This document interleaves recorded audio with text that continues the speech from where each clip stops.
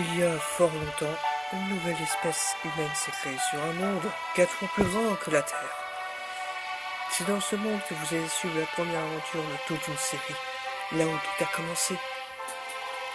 Celle d'un chevalier père de 3 enfants, d'un roi et de son fils, et d'un shinobi et de ses progénitures. Mais revenons-en aux origines. Si ce n'est pas par heureuse coïncidence, les langues parlées sur Terre se sont transmises sur Stinos. Managa Akarigas, italien, a épousé une princesse japonaise devenue déesse, Iksa Kamijigen.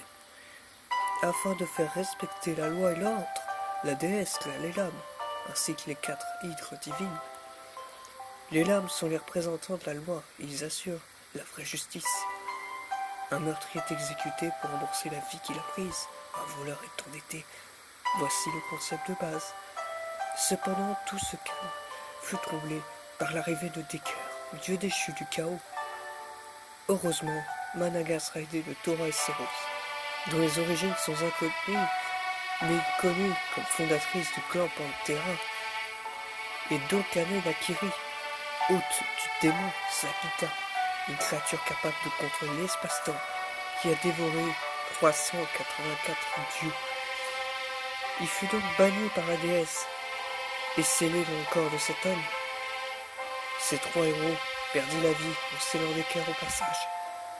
Puis Iksa donna naissance à Oro Akarigas, italo-japonais vaniteux qui a combattu durant la rébellion contre Arcane, sœur d'Iksa.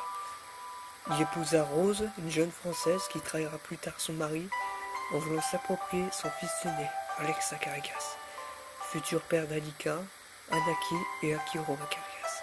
Il connut pendant une partie de son enfance l'échec, perte de sa mère, de son camarade et surtout de son petit frère. Tous les 3 enfuis. Découvrons ensemble l'histoire des 3 futurs amis dont la classe sociale et l'histoire opposent.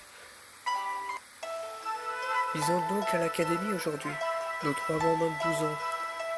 Ouais, le mien est difficile, hein. Il est innocent, c'est inouï. On se demande de qui tient ça, toi. Le mien n'est pas sociable. C'est une vraie tête de mule. Voyons comment les choses évoluent.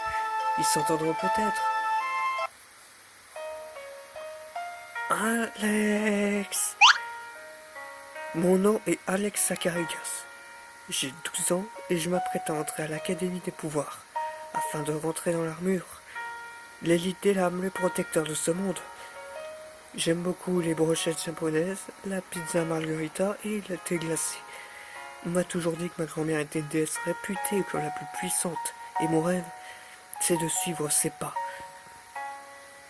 J'ai un rêve à honorer la volonté de mon grand-père, protéger ce monde. Alex, tu viens? J'arrive, Sorette. Avant toute chose,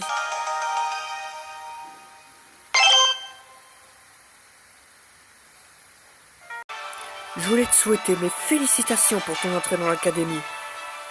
Gracie, Ruby, t'as des chances l'année prochaine. Surtout devenir aussi fort que moi à l'époque, les enfants. J'ai toujours eu un peu de mal à te croire, papa.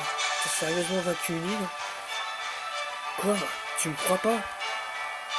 T'as changé depuis quelque temps, papa. T'étais pas aussi souriant. Tu crois que c'est à cause de Ruby. Ça va aller. Si tant quoi que ce soit qui menace la sécurité civile ou mondiale, j'irai le charcuter, croyez-moi. Alex, tu dégages une certaine fraîcheur quand tu es calme. Pourtant, quand tu t'énerves, tu deviens grossier. On croirait voir 2 personnes différentes. Je vais y aller, autrement je serai en retard. Bonne journée, fiston. Peut-on réellement oublier des événements aussi tragiques? Ce vide peut-il être comblé? Ah, bienvenue, Alex Akarigas. Asseyez-vous à côté de Mademoiselle Maria Kokona, je vous en prie.